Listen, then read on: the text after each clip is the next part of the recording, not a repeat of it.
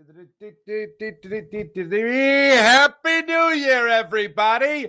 Welcome to the Farzi Show, the first day of the new league year in the NFL. Hope you guys had just a wonderful New Year's Eve, and your New Year's Day is just spectacular. Maybe it'll bring us an announcement of Jalen Hurts' new contract. I still predict he breaks the 50 mil mark in terms of average annual salary. We'll get to that conversation. We'll also get to CJ Gardner-Johnson, the absolute latest on that. We even have A.J. Brown's piping hot fruit takes from yesterday. Yeah, you heard that right. In the midst of all the turmoil, in the midst of all the action, Rashaad Penny becoming a member of the Philadelphia Eagles, Miles Sanders tweeting his goodbye to the Philadelphia Eagles fan base, to the city of Philadelphia, and James Bradberry staying here in Philadelphia on one hell of a contract, by the way. Thank you, Philadelphia. Thank you, Eagles locker room. And thank you, Howie Roseman. And thank you, James Bradberry, for wanting to sign that contract here in Philly. We got all that and more. But in the midst of it, A.J. Brown piping hot fruit takes, which, yes, it sounds like a breakfast treat, but it's not. We'll get into that later in the show. So excited on this football Wednesday, first day of the new league year. We could learn all sorts of new things, courtesy of Ian Rappaport, Adam Schefter, just tweeting away. Let's start it off with the very good news from yesterday. This coming by way of our friends over at Eagles Nation. The Eagles have signed James Bradberry to a 3-year deal worth $38 million. $20 million of that guaranteed. Up to $6 million can be earned through incentives. It is bonkers, absolutely bonkers, the numbers that you are getting in that contract with James Bradberry. Now, you've seen it. I've seen our friend Thomas Peterson, who's been on the show a number of times, tweet this out. I saw a number of people tweet this out. Jeff Kerr at CBS as well. This money, this contract, makes him not even in the top 15 of cornerbacks paid, not even in the top 10 of cornerbacks paid, when he is putting up numbers left and right that are absolutely insane when you think about the stats behind his seasons. Now, if you look at over the last couple of years, what James Bradberry has been able to do, and particularly this past year, where he put up numbers that were just off the charts. Look at these numbers from Next Gen Stats, all right? Bradberry allowed just 353 yards on 85 targets last season. I just thought about that number, and that means like maybe 2 receivers went off on him this year. Like that. Let's think about that. That might be 2 bad games, 2. But throughout an entire through an entire season, 353 yards allowed on 85 targets. Gen Stats goes on to say that's more than 100 fewer yards than any other player with as many targets since 2016. That is remarkable. Miles away. And the number 1 rated cornerback in the NFL this past season, a part of the best passing defense in the NFL this past season. And James Bradberry signs a deal like that. Now, why would he do that? Now, I mentioned the culture aspect of it. Our friend Josina Anderson, yet to be on the show, of CBS Sports put this out. She's been in contact with James Bradberry. She said, this is what it came down to.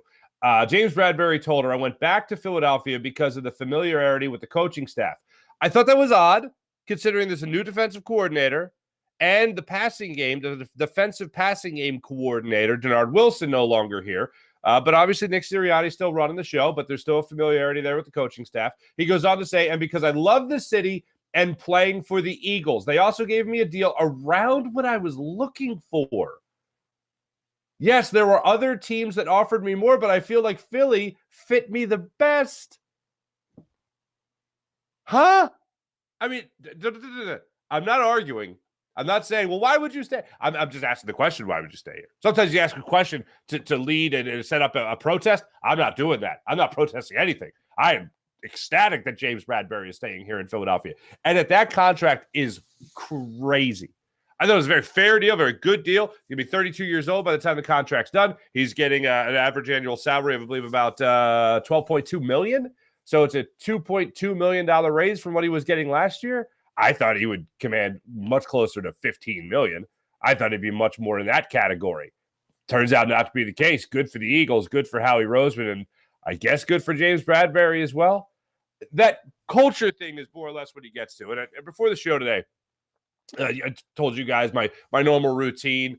get up, have my espresso, enjoy that, watch the action news, see what's going on in the world, right? See what's going on in the little short sports segment. I consider it like checking my homework, right? Because they have something that I don't. I'm like, oh, no, wait, I got to get that thing. Watch a little SVP. SVP today, Scott Van Pelt, for those that don't know. He made it a point after highlighting the departures and who's staying here in Philadelphia and the acquisitions like Rashaad Penny. We'll get to him in a second. He made it a point to talk about the Eagles' culture and why guys like Brandon Graham, why guys like Jason Kelce want to come back to Philadelphia, why a guy like James Bradberry signed that kind of deal to stay here in Philadelphia. And the answer is very simple. It was culture. And he basically credited the culture to how the Eagles have made it to 2 Super Bowls, winning 1 in the last 5 years, when no one's ever done that with a new head coach and a new quarterback in those 2 separate occasions. The only key factor in that, you got players that are key factors in that, like Brandon Graham, like Jason Kelce, and what they provide in the locker room to help create that culture. And then the other more tangible thing, the thing you can see and really measure, what Howie Roseman has done has been incredible. This James Bradberry signing is a great start, and it's a great thing to see. You see Stephon Gilmore go to the Dallas Cowboys. I used to think that he was great. Now he sucks. But anyway, it's a hell of a cornerback tandem. Darius Slay put it out there yesterday. Well, he's been very active on social media, as is CJ Gardner-Johnson. Darius Slay put it out there that, wow, a lot of great the tandems, cornerback tandems in the NFC East. Yeah, you ain't kidding, fella. You ain't kidding. Does that mean that there's still going to be one here in Philadelphia, or does this mean that you're on your way out? There's a couple of interesting things that came up around Darius Slay yesterday, and I referenced our friend Thomas Peterson, and he put this out yesterday because there was a story that came out about the Eagles contacting, before the Stephon Gilmore trade to the Dallas Cowboys, there was a story that came out that referenced the possibility that the Eagles contacted the Dallas Cowboys in an attempt to trade Darius Slay. That didn't happen. I'm going to go ahead and say, having talked to no one, that did not happen. The Eagles did not reach out to the Cowboys in an attempt to trade Darius Slay to the Cowboys. That did not happen. What did happen, though, is Darius Slay's agent, Drew Rosenhaus, proudly contacted the Cowboys to seek a trade, because what the hell does he care? He's just trying to get his client the most money, the biggest contract that he possibly can. So our man Thomas Peters, the reason I use this isn't just because Thomas is a friend of the program. The reason I use this is because Darius Slay quote tweeted it with the point of points. Now, Thomas goes out there to highlight what I just told you, basically that it was Drew Rosenhaus, not the Eagles. It's 2 totally different things. So Darius Slay quote tweets this and says, "Laugh out loud. I don't think they would trade me in the division." Crying, laughing emoji. I don't think so either. But I know some people yesterday got their panties in a bunch regarding Darius Slay, regarding the Eagles, saying, well, we'll just trade him to the Dallas Cowboys and see what they can give us. That didn't happen. What did happen was Drew Rosenhaus did his job as an agent and did what the Eagles gave him permission to do, which was seek a trade. And in that case, if the agent's making the calls, there's no holds barred. Everybody's on the table. Every team's on the table. That's how that went down yesterday. So I just want to make sure I clear that up. Let me get this going for you here just for a second here. In case you were wondering, our friend AJ Brown, in the midst of all this, tweeted, "Watermelon is trash. Doesn't even have a taste for real." Okay? Yeah. Okay. Doesn't even have a taste. I love watermelon. I think it's delicious. I love when I see it at the picnic table. I crush watermelon. Absolutely crush it. Sometimes, I feel a little saucy. I put a little salt on that. That's right. I know CJ I know CJ Gardner-Johnson put it out there. That's where they put sugar on it. I don't put sugar on it. But I do love myself some watermelon. One other one. And this is also from my friend in the Eagles Nation there. Red or green apples. One got to go. AJ Brown says he's a green apple kind of guy. All right. Well, that's something. That is something. Thank you for that, AJ Brown. Me, myself, and I'm a red apple guy. I go right down the middle when it comes to the apples. Usually, I should go with central casting. That's probably a more appropriate way to describe it. I love me some red apples. The green apples, I always gotta brace myself for that like sour green apple type of taste. That's just not for me. Back to football. And I'll show you why A.J. Brown actually did all this yesterday. But back to football. Rashaad Penny becomes a member of the Philadelphia Eagles, almost officially official. That'll be officially official today. It comes out from Ian Rappaport yesterday. Eagles have agreed to terms with Seahawks running back Rashaad Penny. In short stints, Penny has been one of the best backs in football, averaging actually 6.2 yards per carry, to be exact, over the last 2 seasons. Philly lands it back with a big-time upside. Yes, 1,000%. Shout out to my cousin-in-law, John. I've mentioned him on the program before. He's my Seahawks insider, meaning he's a Seahawks fan. And he was like, oh, damn, you guys got Rashaad Penny? He was pissed when we got Sean Desai, too. He doesn't like us taking his coaches. But he goes, you got Rashaad Penny. He's so great. And he is great. When he plays football, he's awesome. When he plays football, 6.2 yards per carry. My problem is we literally have to reference when he plays. He's played 18 games over the last 13 or over the last 3 seasons. That's not good. He's 27 years old. He's 2 years older than Miles Sanders. Rashaad Penny, I don't think, was brought here to necessarily be your number 1 running back. I don't think that's the case. I think that's the hope in the perfect world that he's not hurt, that he actually can play. I saw the move. My first thought was, best case scenario, yeah, you got a new number 1 running back. In the reality of it, it's probably still Kenny Gainwell getting the majority of the carries and Rashaad Penny in some kind of, not glass necessarily, but him back there waiting for his opportunities. And if he can stay healthy, and you can have him stay healthy behind Jason Kelce and the rest of this offensive line, oh yeah, that's going to be a force to be reckoned with. That's going to be one hell of a running offense. That's going to be continued, not just with Jalen Hurts and his ability, but what you have in this running back room and Boston Scott coming back as well, which is nice to see. I'm thrilled with the upside to it. Money factor, you save a couple of bucks as well. Miles Sanders probably going to command more on the open market. But for me, when I look at this, I look at a very simple thing. I look at the idea that you have a number 1 guy right now in Kenny Gainwell. You have a guy that can threaten to be the number 1 guy if he stays healthy, will be the number 1 guy if he stays healthy in Rashaad Penny. He has to prove it, though. He hasn't been able to prove that over the course of his career. When he plays, he benefits you greatly. He'll be your number 1 guy. If he can't play, if he can't stay on the field, you're going to be looking at a guy used sparingly in this offense. More than Boston Scott was last year, probably more than Kenny Gainwell was even used last year. And Kenny Gainwell had himself a season. But the first thing that jumped out to me, it wasn't, oh, this is Miles Sanders' replacement. Mainly because of the injury. And mainly because I know they already really like Kenny Gainwell. The first thing that jumped out to me wasn't that. It was, oh, the Eagles are taking a shot with Rashaad Penny. The guy's a former number 1 pick. As I mentioned, he's 27 years old. As I mentioned, when he's healthy, he's phenomenal when he's on the field. It's a matter of keeping him on there. That's the biggest concern. So I know a lot of people might have jumped out to the conclusion of, oh, this is the replacement for Miles Sanders. I don't think that's necessarily true. I think he's to help the backfield as long as he stays healthy. Everyone referencing that should kind of tell you all you need to know about the Eagles making that deal.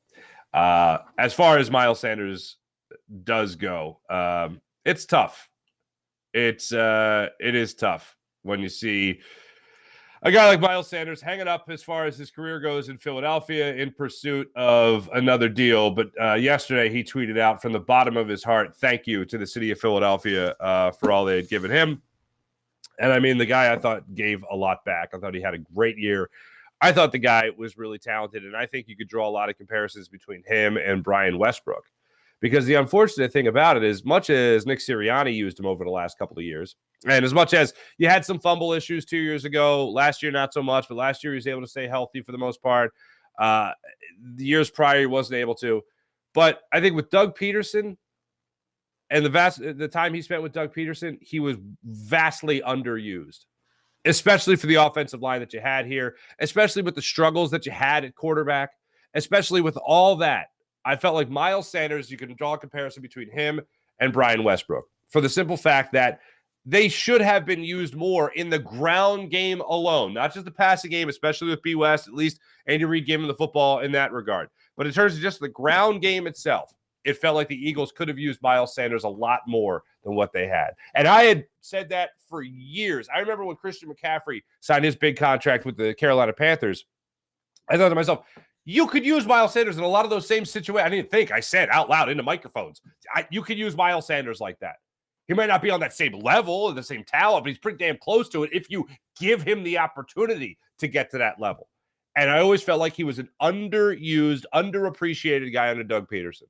And I love Doug, and a lot of things he did was great. But just in terms of this one instance, the Miles Sanders case, the case of Miles Sanders, I felt like he was wildly underused in the Eagles offense for the majority of his career here in Philadelphia. Some of that is on him. Some of that is on injury. But I think most of that is the fact that he just wasn't used enough. I saw explosive speed. I remember this huge run he had against Buffalo Bills in 2019, I believe it was. You saw talent that he had. It was a matter of actually just letting him go, letting him get out there, taking the reins off him, just letting him run wild.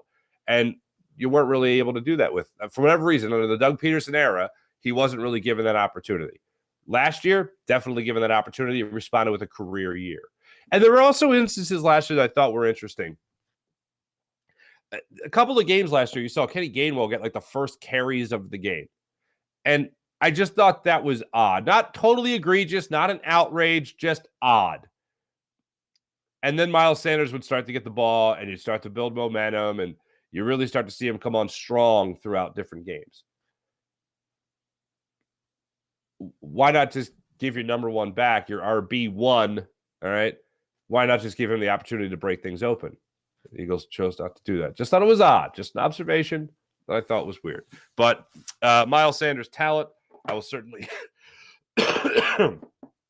certainly miss in the upcoming season.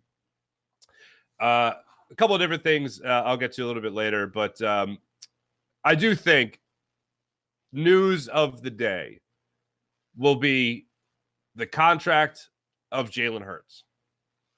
I've talked to you guys before about average annual salary when it comes to what Aaron Rodgers is commanding, at least right now, over $50 million. What Deshaun Watson is commanding, about $47 million. What Kyler Murray is commanding at about, $46.5 million. I think you're going to see Patrick Mahomes as well, around the $48, $49 million mark. I think you're going to see Jalen Hurts break the $50 million mark. When his new contract is released, I think you're going to see him get over the $50 million of the average annual salary. Now, what does that exactly mean? Well, it means that he will most likely become, if not the highest paid, the second highest paid behind Aaron Rodgers when just talk about average annual salary. And we'll get into what Rodgers is doing with the Jets right now because it's just bonkers. But when it comes to that deal, I think you're going to see him set the new mark and set the new market when it comes to what a quarterback is getting paid in the NFL. And I think he's worth every damn penny of it. Because when you watch guys in the NFL and you see the running quarterback and you see the passing quarterback, I think he is the perfect mix of both. I think what you have in Patrick Mahomes, you have a lot of in what you have in Jalen Hurts. And the fact that he's 24 years old and he's just going to get better from this point on, and you have an offensive line coming back, I think you're going to see a lot of great things with Jalen Hurts. I have never been more confident in a quarterback continuing success than I have in how I've watched Jalen Hurts. We've seen quarterbacks come out and have phenomenal years here in Philadelphia. 2010, Michael Vick, the early 2000s with Donovan McNabb, him being a top 5 quarterback in the NFL for about 10 years. Like that to me is incredible, what we've seen just here in Philadelphia. But then we've seen a flash in the pan like Carson Wentz, for instance, and what he was able to do. We went through the Bobby Hoying last 6 games of what was it, the 1996 season, I want to say 1995 maybe. Like we've seen flashes from quarterbacks to say, oh, maybe we got the guy. We got the guy. I've never been more confident. And it comes down to this. It's what's between the ears with Jalen Hurts, and I say this 1,000 times. I had the opportunity at the Maxwell Gala to tell his agent this. I said, like, what your guy has between the ears is what separates him from everybody else. A lot of guys athletically, whether it's throwing a football, reading a defense, or running, a lot of guys can do what he does. But the processing the information, the accepting of any criticism and saying you're above it all and not allowing it to be a distraction or break your focus is what makes Jalen Hurts so damn special.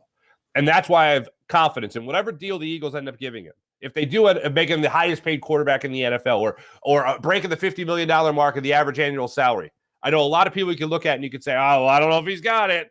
He's got it. And on top of that, he's got weapons. He's got an offensive line.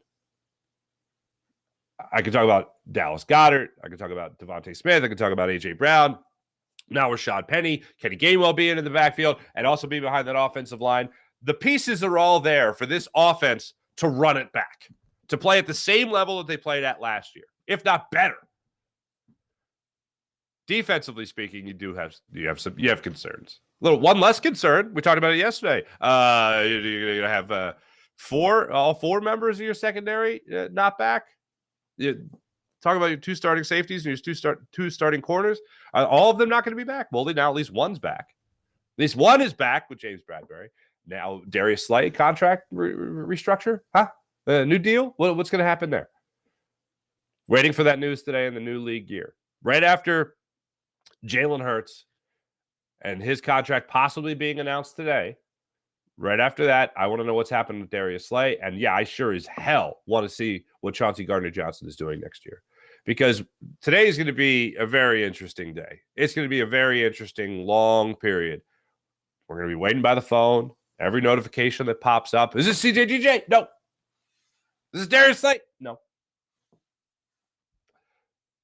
Jalen Hurts contract, maybe? It's going to be a long day of staring at the phone, waiting wildly, impatiently to see what happens next. If I had to make a call on it right now, I don't feel like Darius Slay is back. There's a big implications in the trade if you trade him now or if you trade him later in terms of the dead cap money. Benefits the Eagles to wait in this scenario. When it comes to CJ GJ, I am more optimistic about him coming back to Philadelphia. The thing that does scare me a little bit is, man, he has been a loose cannon on social media. Yesterday, he was tweeting out pictures of himself. People were making pictures of him in their team's jersey. I think one of them was the Falcons. And he quote tweeted that to put it out there into the universe, which I just didn't need to see. It was a wild day from him. Not as wild as A.J. Brown and his piping hot takes on fruit, but it was still a pretty wild day for CJ GJ. If I had to guess, I don't think Darius Slay returns. I don't think he starts the season with the Eagles, but I think they get a deal done for CJ Gardner-Johnson. There's been too much reported about how he's the number one priority. And even if he's pissed about Denard Wilson not returning and Sean Desai staying here, or Sean Desai getting the job, and maybe James Bradberry staying here is what helps put him over the top, saying, all right, I'll come back. But I just feel like of all the things Howie Roseman is trying to get done, in getting the deal done with James Bradberry, in being able to retain some other players, I just think there'd be too much. It's too weird to think that the number one goal for Howie Roseman this offseason, he would fail at. It's too weird to think that the number one priority on the Eagles' wish list is something they couldn't get done when this is Howie Roseman we're talking about here. Again, go back to it, 5 years separating Super Bowls, 5 years between Super Bowls, and you have a different head coach and a different quarterback. That's a guy who knows how to build a team. That's a guy that knows how to retain assets. You already have James Bradberry back. Now it's a matter of time before you can get CJ GJ back. I'm more confident in him returning for the Eagles than I am Darius Slay, and Darius Slay is the guy already under contract.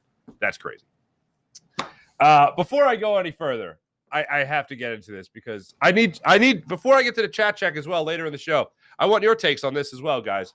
I showed you already that watermelon was trash, according to our friend A.J. Brown. I disagree with this take. I gave you the apples. This is the one that I was quite shocked by here. Grapefruit better than oranges? Really? Really? Really? Who agrees with this take? I despise grapefruits. When I was a kid, my mom, this was a popular snack. My mom would take a grapefruit. She'd cut it in half for me. And I was a little kid. And so I wasn't wielding a knife. She'd cut it in half for me, and then, oh, man, we had these special spoons, okay, that had the ridges. They were sporks, basically. They were like sporks before sporks. They were more of a spoon than they were a fork, but they had little prongs in them, and you could dig into the grapefruit. But I wouldn't eat it unless there's sugar on top of it. That's when I would put sugar on. I wouldn't put sugar on the watermelon, but I'd put sugar on the grapefruits. But grapefruit, if you notice, and I forget the comedian, he does a great riff on this, but he's so accurate. If you have a fruit salad, okay, and you got a grapefruit in the fruit salad, the grapefruit juices contaminate the rest of the salad. Like, if you ever are eating a fruit salad and there's a little pineapple, oh, delicious. There's a grape, oh, my God, fantastic. A little watermelon, oh, a little cantaloupe, oh, my God, this is fantastic. I'm having a great time. And then the grapefruit, the juices contaminate the orange or the cantaloupe or the watermelon. That is a shock to the system, man. That is a shock to the system. You're eating, you're having a great time. Oh God, grapefruit juice. That is horrible. That is nature's trick that they play on us trying to be healthy. That's what it is. That's what the grapefruit juice does. That's my own personal opinion. And I think most people would actually agree with that. Now, this is where he just goes no holds barred. This is where he just goes off the chain. This is where I hope his friends and family actually called A.J. Brown to make sure that he was okay. Broccolini, spinach, cauliflower, asparagus, Brussels sprouts, corn, green beans, greens, cabbage, greater than zucchini, squash, carrots, cucumbers. This is a thought I've never had in my life. Corn, definitely. I do like a nice carrot. I do like a nice zucchini. I'll say that much. The cucumber I find delicious and refreshing. Cauliflower is on steroids the last couple of years, if anyone's noticed this. There's cauliflower everything nowadays. Cauliflower doughs, cauliflower pastas, cauliflower everything. Cauliflower pizza. Oh, my God. Cauliflower was made one way. Maybe it was steamed when I was a kid. Now it's everything. The asparagus, I don't like the side effects of asparagus. I'll tell you that right out of the gate. Although grilled asparagus is delicious. Grilled zucchini is fantastic. Squash, I could stay or go. But this was A.J. Brown's day yesterday while we were all worried sick about CJ Gardner-Johnson and Darius Slay and everything else in the world. Now, why did he do this? And I got to be honest with you, folks, this is 1,000% my own personal feeling on most things in life. Stay calm. But when it comes to the sports world, for whatever reason, I'm just a little on the edge of my seat. A.J. Brown tweets this out, explaining his piping hot fruit takes, which is just so much fun to say that sentence.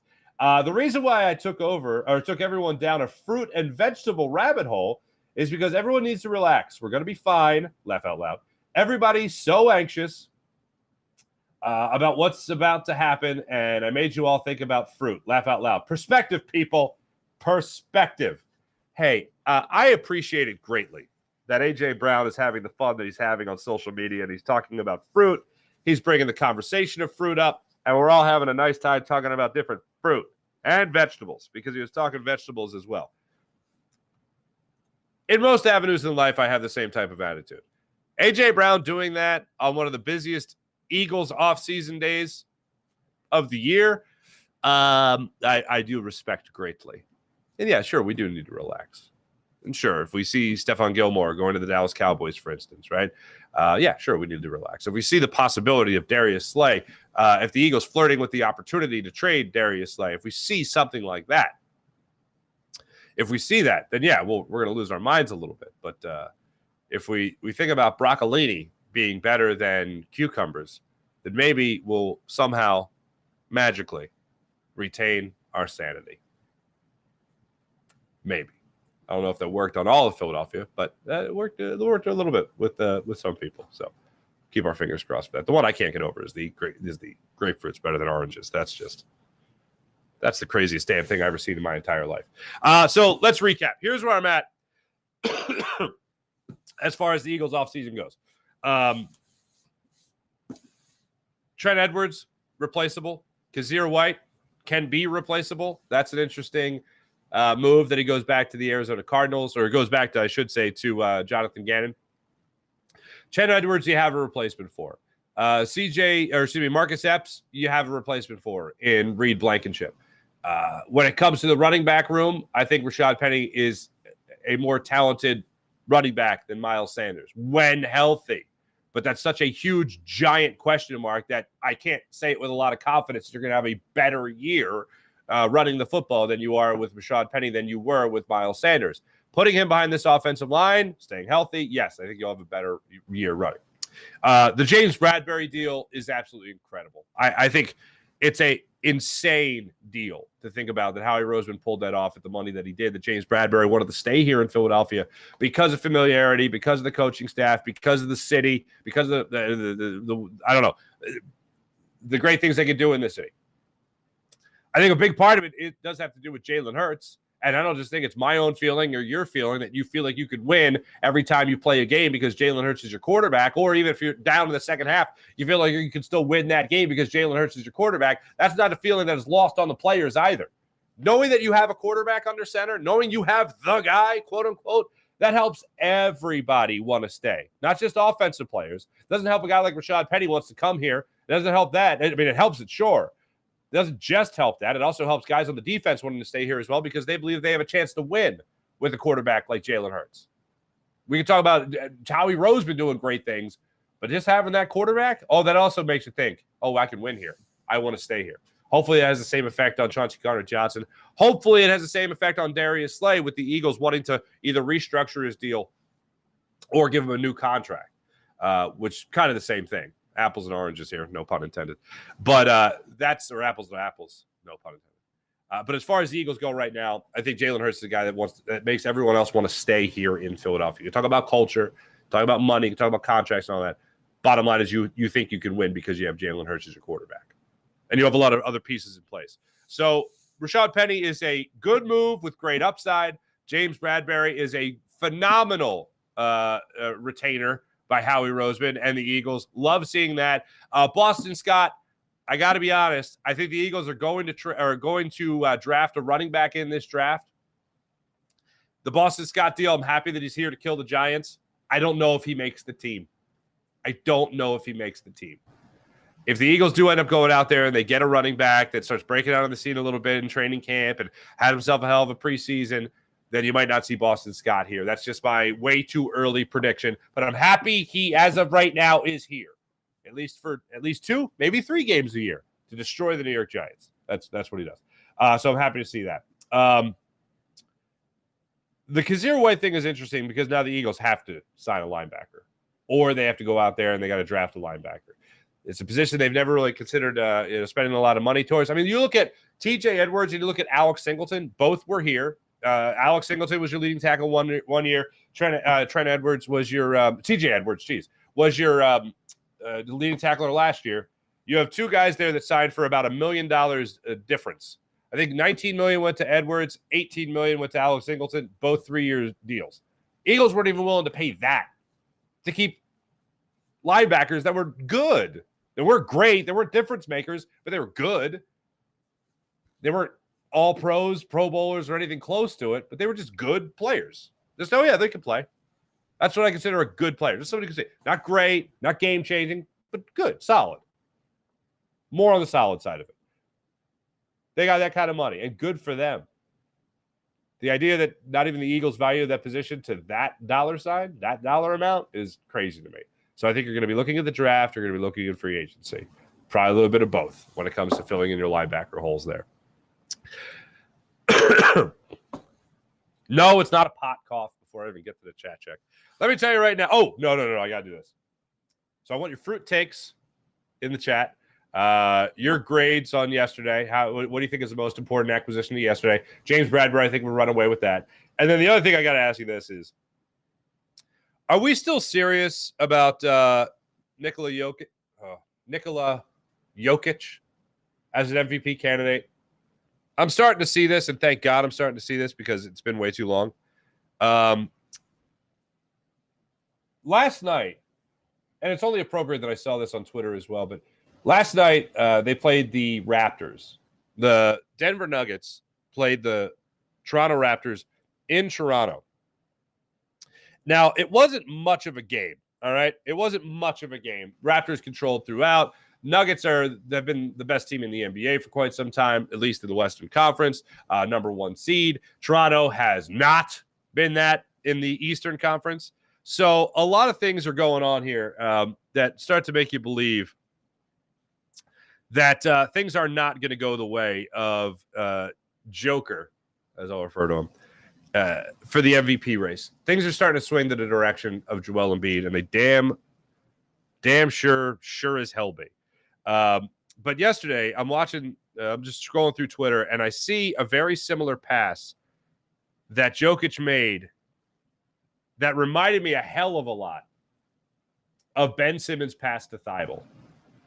And it's a shot that Jokic absolutely has to take. And I'm trying to pull it up here so I can give you a quick play-by-play of it.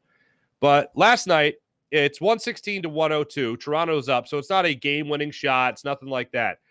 But instead of taking a shot that he actually created space for himself on, in the paint, he ended up dishing off to a teammate. And I thought it was the perfect here. Actually, WIP actually tweeted it out as well. So it's at WIP. You guys can check it out there. But here's what's crazy about it. That is why I don't look at the assists from Nikola Jokic and go, Nikola Jokic. I want to make sure my Serbia guy doesn't complain. But when I watch that play, it sums up why I don't look at assists from him and go, oh, that guy's an MVP. Look at the assists. The thing I like about Joel Embiid is that he's the guy. Games on the line last Friday night, he gets the ball. You have James Harden. You have Tyrese Maxey. You have Tobias Harris. Those guys are not centers in a non-center dominated league. And the guy that gets the ball in his hands is Joel Embiid.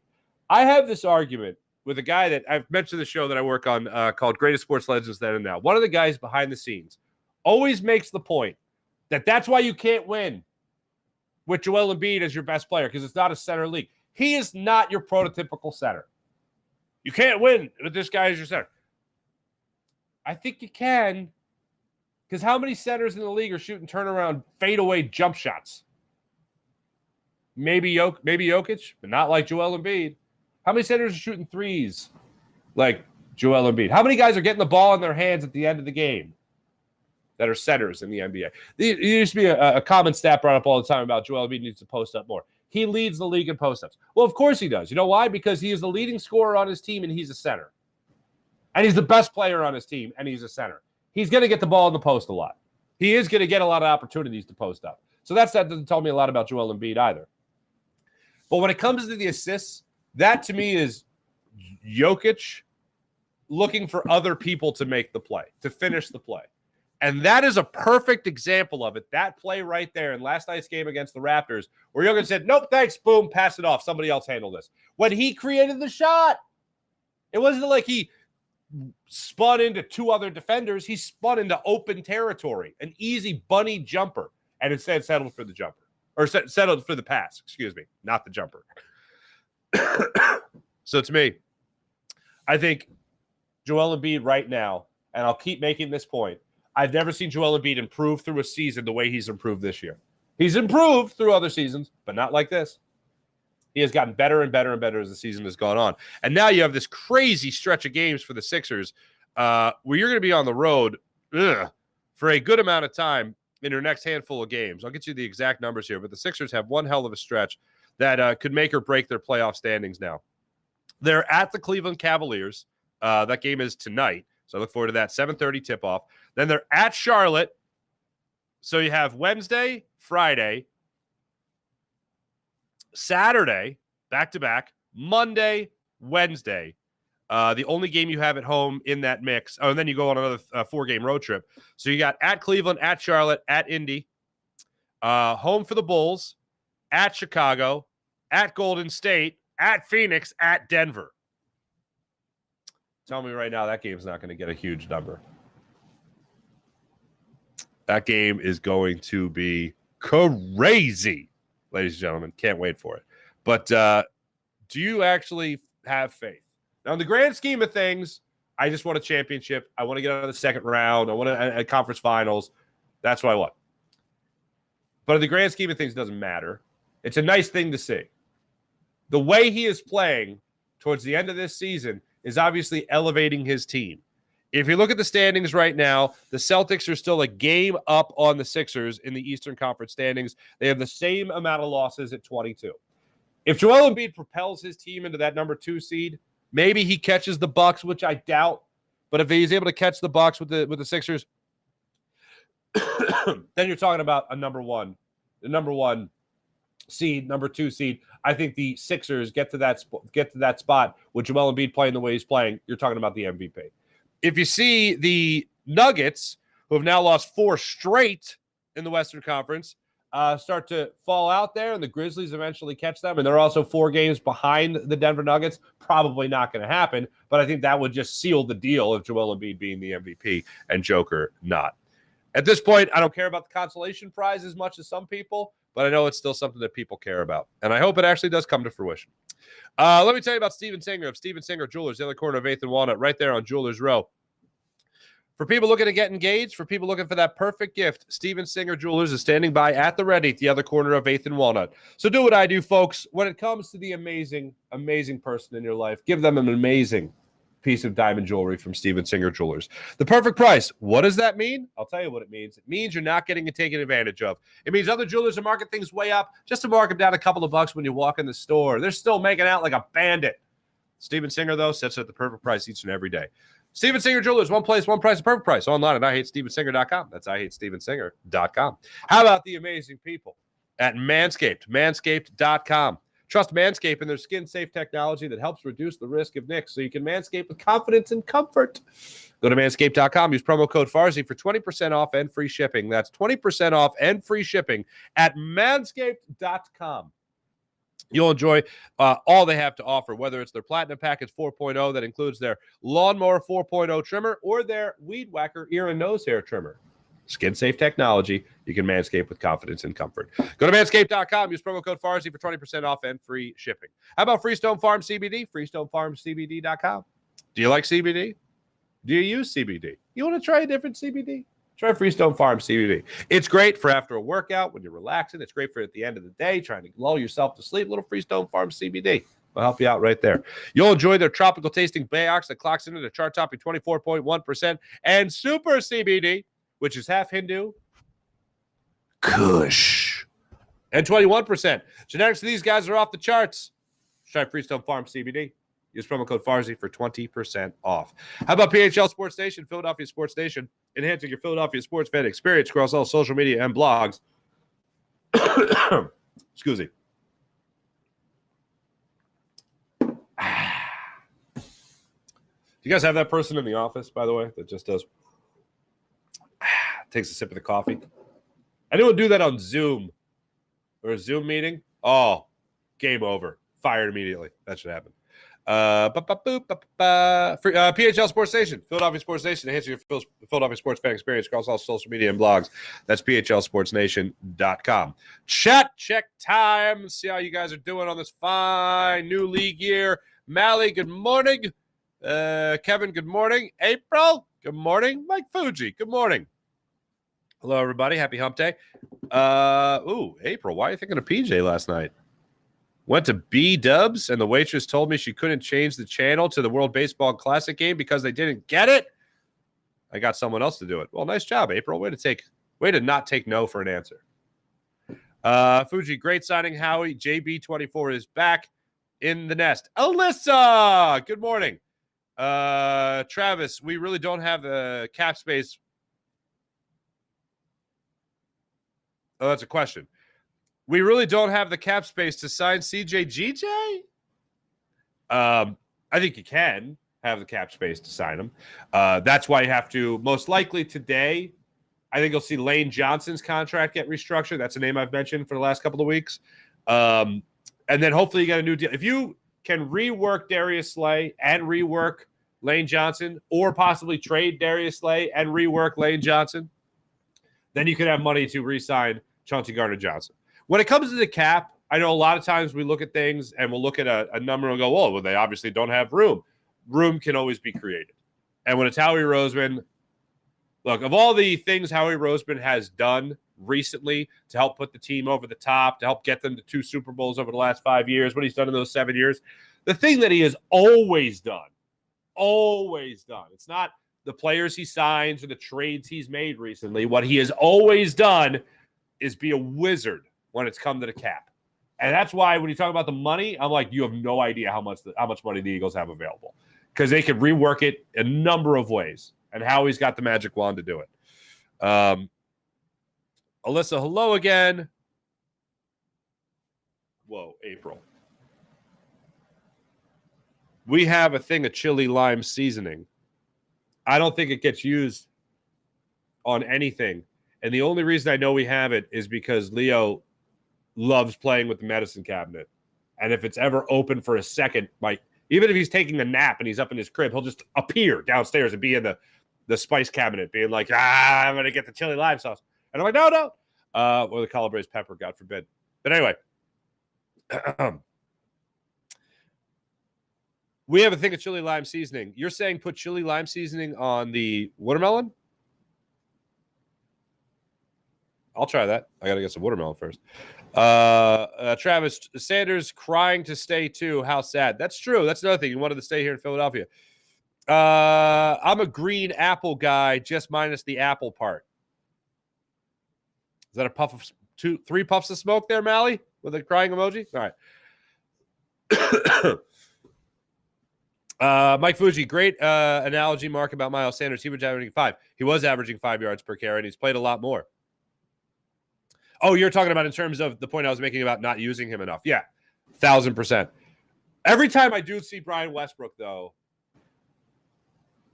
there was one time, and it was a week the Eagles were hosting the Chargers, LaDainian Tomlinson and the San Diego Chargers, where people were talking about LT. Hate calling him that because there's one LT in my mind, and that's not Lil Toots. Sorry, that's Lawrence Taylor.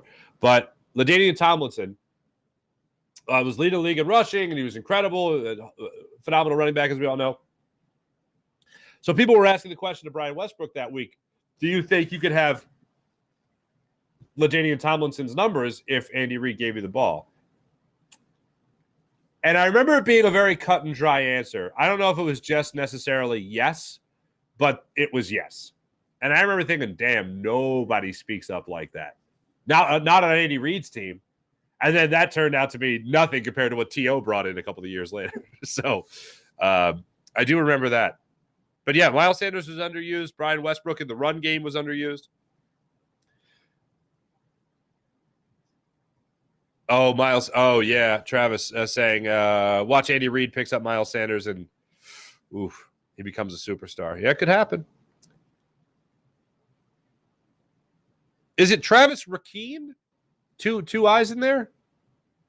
Well, either way, welcome aboard. Fuji 1997 season mark with Bobby Hoying. Oh, my goodness gracious. What a time. What a time to be alive. Mihai, what's up, Mihai? Morning, everyone. Travis, morning to you guys. It's evening here in the small island above Australia. Mally, grapefruit is not better than orange. Are you serious? Grapefruit, I am done with you, AJ, until the new season. Sean Gillespie, thank you so much. Another great snack is to cut a grapefruit in half and throw it in the trash. April, thank you. I laugh every time I see that. How to drink an IPA. Open it up, hold over the sink, dump out. I actually don't mind IPA. Fresh mango. Ooh, delicious. Travis, that is delicious. Grapefruit is a horrible tasting thing. I agree, Sean. April, yes, love fresh mango. I do love it. Mango. I don't go out of my way for water ice often. My wife will get a craving for it. Oh, that was one of her big things when she was pregnant and stuff. The big thing was she wanted water ice, and it was John's water ice in South Philly that we'd go to. If I was driving back from South Philly or something after a game, I would hit John's and take it home, and she'd be like, "Oh, this is amazing." She loves the water ice. But mango water ice, oh, fantastic. I like anything mango, pretty much. Mally, Mark, definitely a pot cough. Travis, Gilmore is so 5 years ago. Well, he is now, at least.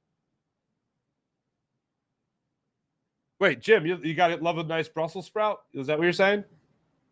I do like Brussels sprouts. Brussels sprouts, who knew? Cauliflower and Brussels sprouts have skyrocketed in stock price. They have just skyrocketed in my lifetime. Never thought I'd see it. Drafted a linebacker, Travis. I'll do that. Sure, absolutely. It was fully on another TV. She was clueless. Oh, April. That's poor. That's poor service right there. Tajin? Alyssa, that's the chili lime sauce you use? I'll give it a shot. Trader Joe's chili lime is only acceptable swap for Tajin. I don't know. Tajin. Everything else is garbage. Give me all your grapefruits. Alyssa's big on the grapefruit train. All right there, Alyssa. Good for you. Okay. Yeah, you can have mine. No, thank you. No, thank you. Appreciate everybody in the chat. You guys are great. As per usual, big night for the 10-9-8-70 Sixers. Ladies and gentlemen, 7:30 tip-off tonight against Cleveland Cavaliers. Cleveland Cavaliers, 7 games out of the number 1 spot in the Eastern Conference. Sixers are only 4 games out of the number 1 spot in the Eastern Conference. The Boston Celtics, I did say they were playing tonight. They play tonight. They tip off against the Timberwolves in Minnesota. 8 o'clock tip-off tonight. So let's hope the Timberwolves handle their business and the Sixers draw even for the number 3 seed in the Eastern Conference. Let's see how that, number 2 seed in the Eastern Conference. Thanks to everybody. You guys are fantastic as per usual. We'll keep an eye out today for Jalen Hurts, for CJ GJ, Darius Slay, Lane Johnson. We'll see what goes down today in the Eagles world. Thanks for watching. Thanks for listening. My name is Mark Farzetta. Jim Hyder produced the program. Did a wonderful job as per usual. This is a Buzz Sports Entertainment production. Have a great rest of the day, everybody. Talk to you guys tomorrow. See ya.